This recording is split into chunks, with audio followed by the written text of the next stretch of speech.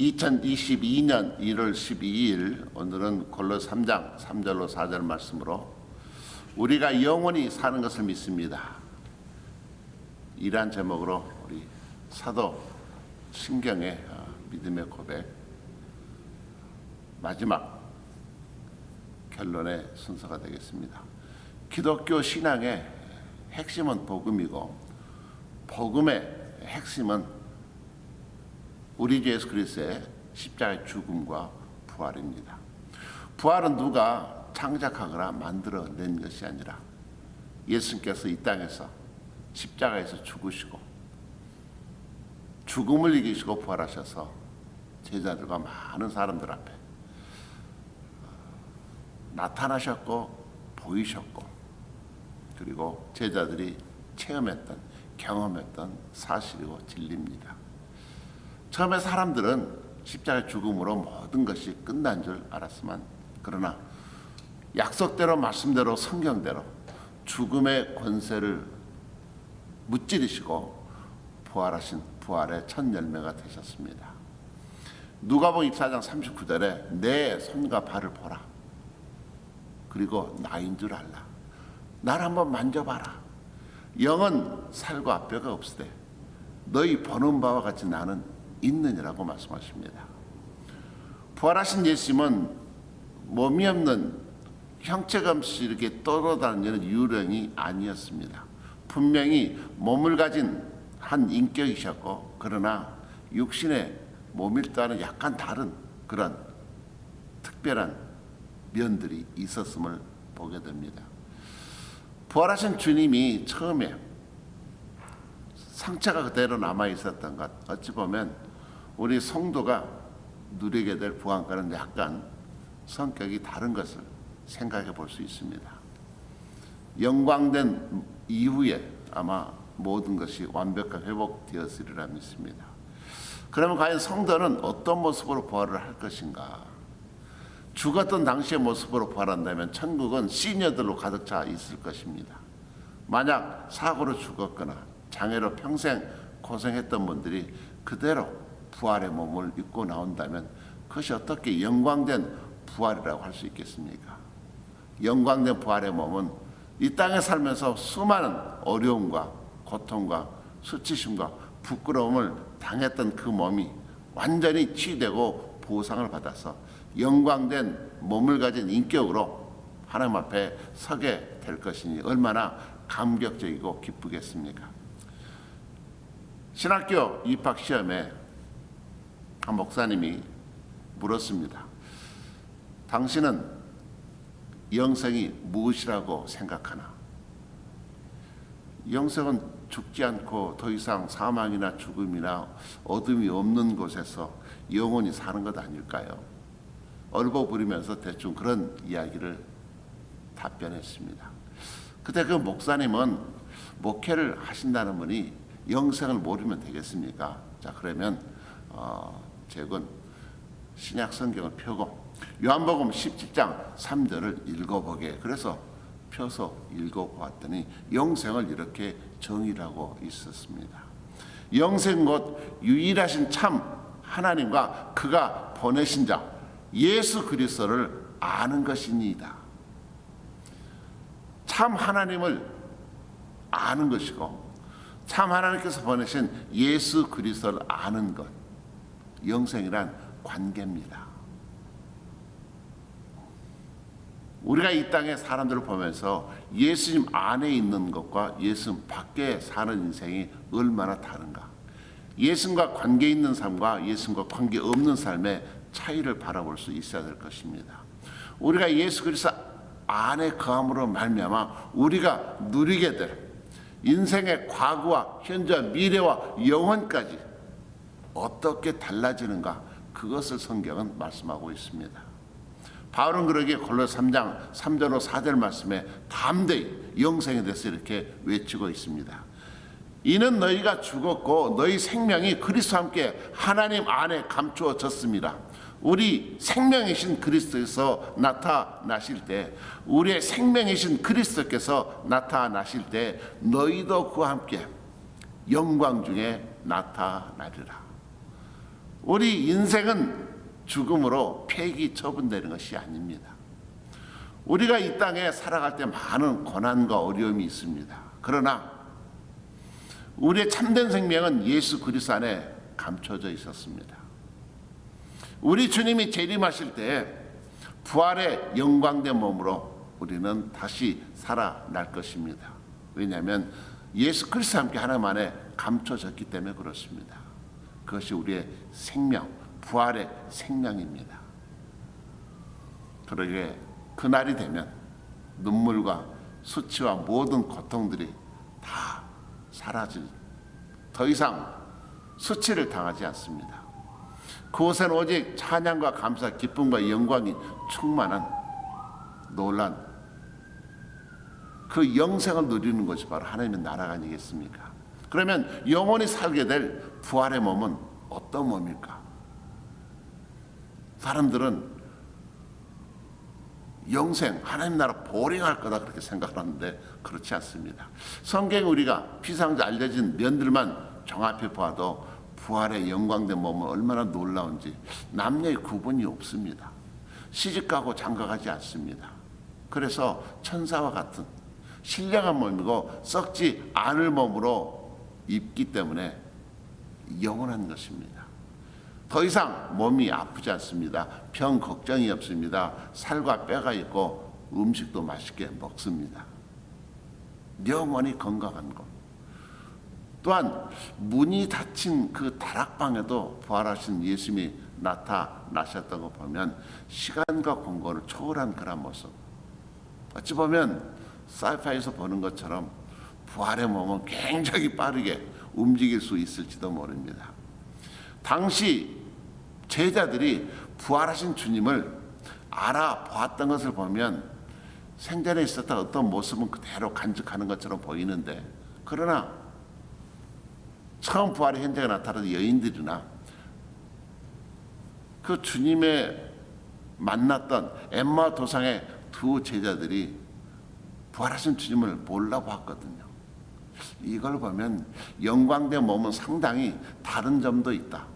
어떤 것은 해처럼 빛이 난다. 뭐 그렇게 표현을 하기도 합니다.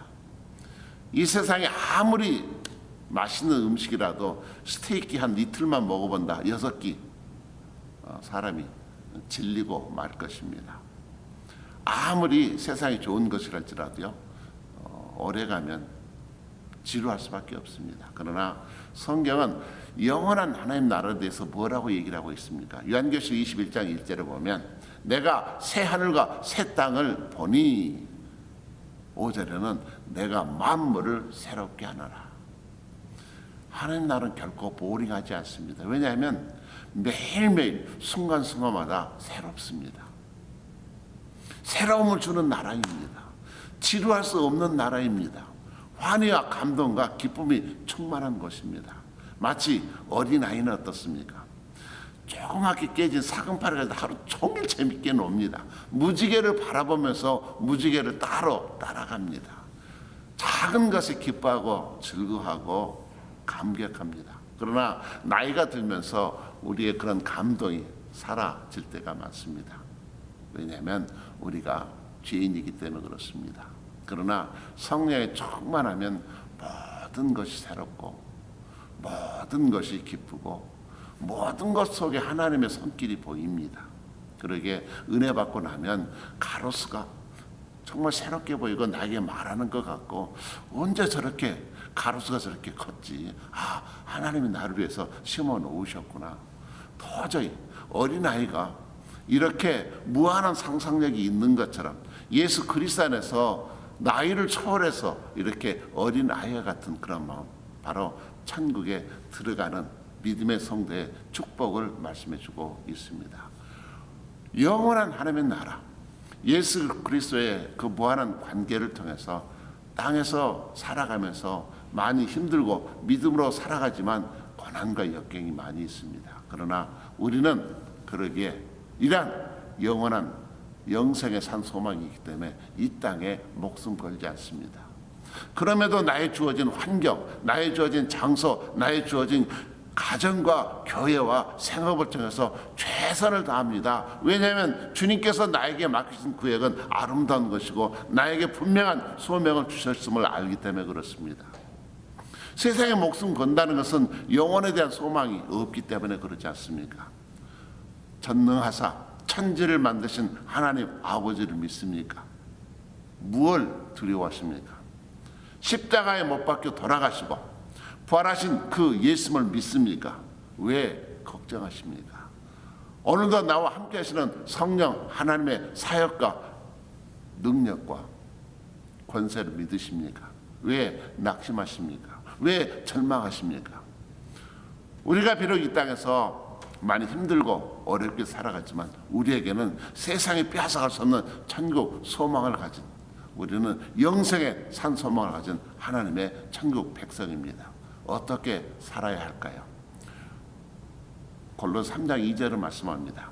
위의 것을 생각하고 땅의 것을 생각하지 말라. 우리가 두 발로 땅을 딛고 서 있습니다. 그러게 땅을 염려할 수 있습니다. 그러나 그 염려가 그냥 순간순간에 그치는 것이지 그곳에 둥지를 트지 마시기 바랍니다. 우리 사도신경의 결정적인 마지막 고백, 영원히 사는 것을 믿습니다. 죽음과 죄와 고통이라는 한계를 가진 인간에게 주는 최고의 하나님의 선물입니다. 하나님의 위로입니다.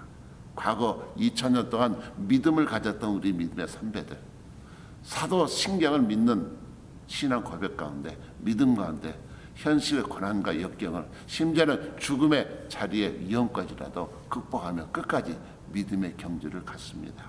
어깨를 펴시기 바랍니다. 다시 한번 숨을 크게 들이쉬고 죽음의 권세조차도 뛰어넘은 그런 영생의 소망을 가지고 하나님의 자녀답게 어떤 환경에서도 주님께 영광을 돌려드리고 오직 우리의 삶과 믿음을 통해서 예수 그리스도께서만 존귀케 된 귀한 믿음의 역사가 여러분의 또한 저의 간증이 되게 주의 이름으로 축복합니다. 감사합니다. 안녕하십니까, 최명진 목사입니다.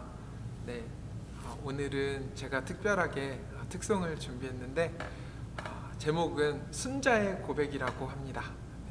제가 플로리다에서 공부할 때 저한테서 피아노를 배우셨던 한 작은 교회 반주자 할머니가 계십니다. 그분 성함이 이순자 선생님이셨는데 이분이 말기셨어요. 근데 이분이 끝까지 나는 하나님을 찬양하고 예배하는데 쓰임받고 싶다라고 하면서 끝까지 배움을 놓지 않으셨고 이분에게 이제 같이 음악을 또 공부하면서 이분의 그 신앙 간증을 토대로 만든 고백입니다. 그래서 이분의 신앙 고백과 제가 거기에다 멜로디를 조금 붙여서 만들었습니다. 함께 하나님께 이 노래를 통해서 찬양의 영광을 돌렸으면 좋겠습니다.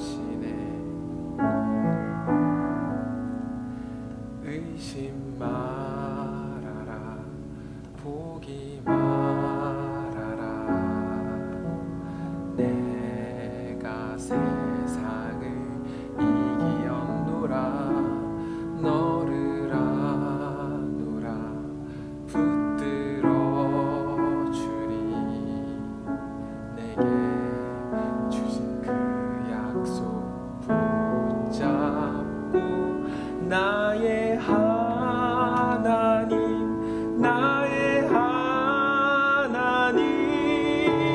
주 향한 나의 기도 들으사 환난 중에 주께 두 손 들고 부르짖을 때 주 내게 응답하소서. 어둠 속에도 절망 속에도 나 주의 약속만 붙들리니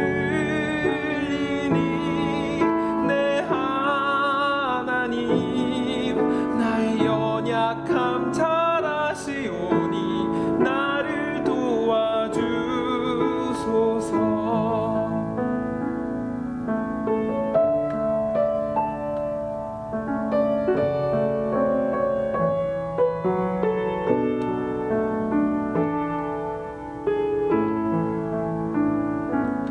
의심 말아라 포기 말아라 내가 세상을 이기었노라.